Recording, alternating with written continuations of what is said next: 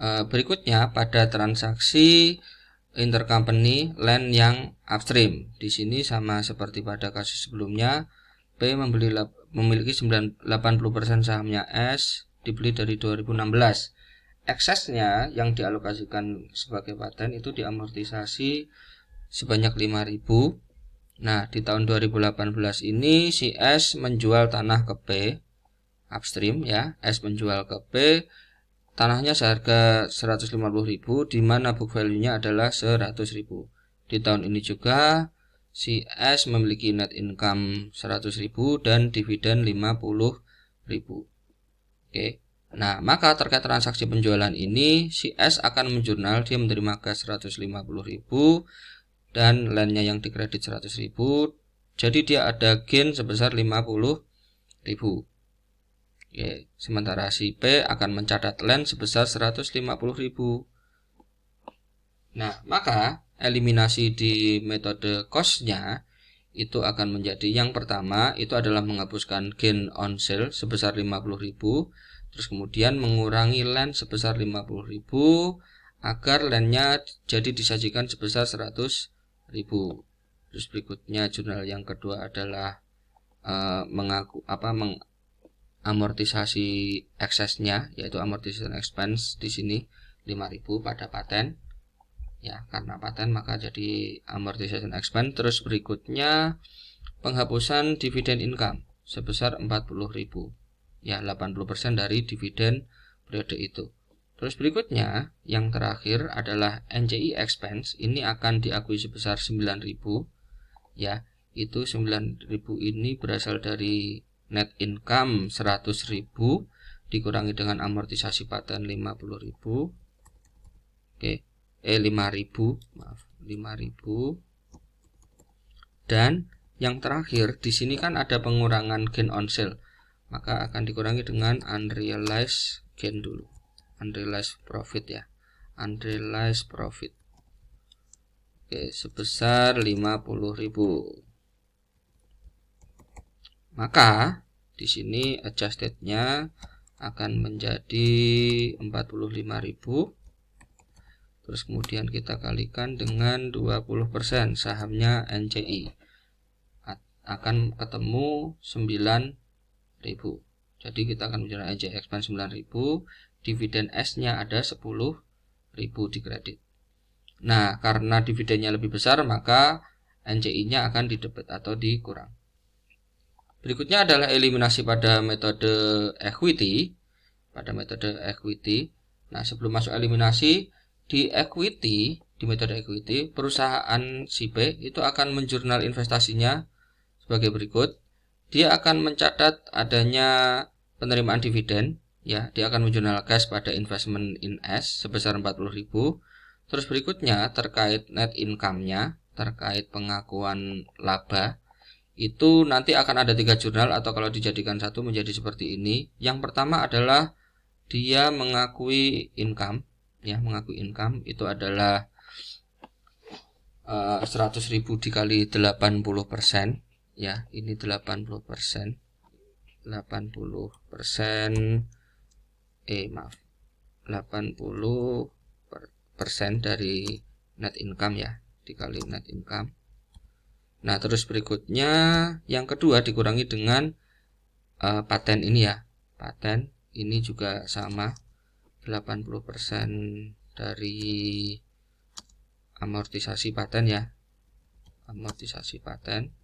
Nah, sementara yang terakhir itu dia dikurangkan dengan unrealized gain-nya yang dari ini tadi, land yang nggak jadi dijual tadi. Oke. Nah, di sini karena transaksi upstream, ya, karena transaksinya upstream, maka berbeda dengan downstream tadi di mana unrealized gain-nya diakui semuanya 100%. Di sini ini nanti akan dibagi menjadi dua. Yang 80% punyanya si P, sementara yang 20% itu adalah punyanya NCI. Jadi di sini yang kita jurnal hanya 80%, ya, dikalikan dengan unrealized-nya. Ya, unrealized-nya ada 50.000. Oke, maka akan kita jurnal sebesar 40.000. Maka kalau kita total nanti jumlahnya akan menjadi 80.000 dikurangi 4.000 dan 40.000 atau 36.000. Jadi total jurnalnya saldo income from S nya akan menjadi 36.000. Maka jurnal eliminasinya akan menjadi seperti ini. Gain on sale-nya sama ya pada cost, ini akan kita hapus. Jurnal nomor 1 sama, terus berikutnya amortisasinya juga sama, terus berikutnya NCI-nya juga sama. Yang berbeda adalah pada jurnal pengakuan penghapusan income. Di sini income from S akan kita hapus sebesar 36 ya, sebesar saldonya tadi ini. Ya, totalnya kan ada 36 tadi. Terus berikutnya NCI, terus berikutnya dividen akan kita kurangkan 40.000 sebesar dividen yang kita terima. Sementara selisihnya akan kita masukkan ke investment in S. Karena dividen lebih besar, maka saldo investmentnya nanti eliminasinya akan didebit. Nah, berikutnya pada transaksi yang upstream. Pada transaksi pada tahun kedua ya, pada tahun kedua nanti jurnal eliminasinya ya, jurnal eliminasinya untuk yang metode cost, nanti kita jurnal yang pertama kita akan mengurang land juga yang overstated sebesar 50.000 kita kredit, tetapi yang didebit bukan gain melainkan pada return earning 50.000. Terus jurnal yang kedua adalah amortization expense 50.000. Jurnal yang ketiga adalah jurnal yang kedua ada amortization expense pada paten ya 5.000. Berikutnya dividen income 80.000. Jurnal yang ketiga pada dividen S sebesar dividen yang diterima si S, si P.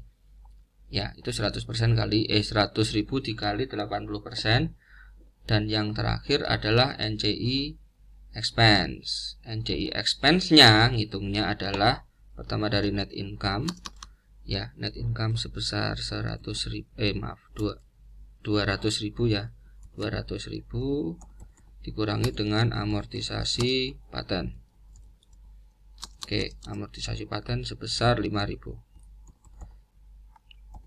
Oke, tidak dikurangkan lagi terhadap unrealized karena kita tidak menghapuskan net income di tahun ini. Ya, tidak menghapuskan gain di tahun ini, jadi tidak dikurangkan lagi di tahun kedua, maka total adjusted-nya akan menjadi 195. Terus ini akan kita kalikan 20%. Oke, ketemunya adalah 39.000. 39.000 dividen S yang diterima S ada 20.000 ya, maka selisihnya yang ditambahkan ke NCI adalah sebesar 19.000. Terus berikutnya eliminasi pada metode equity. Yang sebelum kita bahas eliminasi, kita lihat pencatatannya di metode equity-nya ya, pencatatan investasi dengan metode equity. Yang pertama ya, dia akan menjurnal terkait penerimaan dividen ya. Berarti kita cash di debit 80.000 pada investment in S sebesar 80.000. Terus berikutnya jurnal yang kedua itu adalah terkait pengakuan investment in S ya. Ini terdiri dari dua jurnal yang saya jadikan satu ya, itu dijadikan seperti ini. Yang pertama adalah bagian dari net income. Net income-nya tadi 200.000 dikali 80% ya, 80% net income 80% net income. Dan yang kedua ini adalah 80%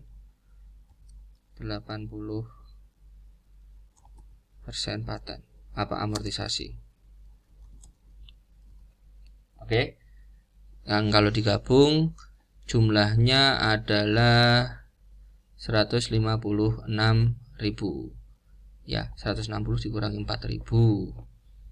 Oke, saldo income from S nya adalah 156. Maka di jurnal eliminasinya ya, di jurnal eliminasinya yang pertama adalah di yang land dulu ya, yang land dulu. Ini maaf, sebelum masuk ke sini berarti saya ada ralat di sini ya. Di sini bukan RE pada LAN tetapi dibagi ke NCI juga ya. NCI. Oke. NCI sebesar berapa? 10.000. 10.000. Terus berikutnya maka RE yang kita jurnal adalah bukan 50 ya, tapi 40. Nah, jurnal ini akan diulang pada metode equity ya. Tetapi yang kita debit bukan RE, tapi investment in S sebesar 40.000. Terus berikutnya NCI-nya sama 10.000 dan kita akan mengkredit LAN. Mudah-mudahan kesalahan ini bisa dipahami ya. Terus berikutnya yang kedua jurnalnya sama seperti pada metode cost. Terus berikutnya yang ketiga nanti dulu. Yang keempat NCI expense juga sama.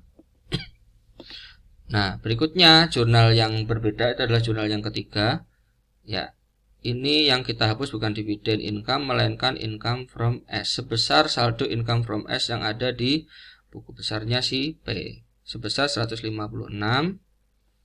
Oke, sementara dividennya nanti akan kita kurangkan sebesar 80.000. Oke, 80.000. Jadi selisihnya 76.000 akan kita kurangkan di income from S. Oke. Nah, dengan demikian jurnal eliminasi untuk LAN yang upstream sudah selesai.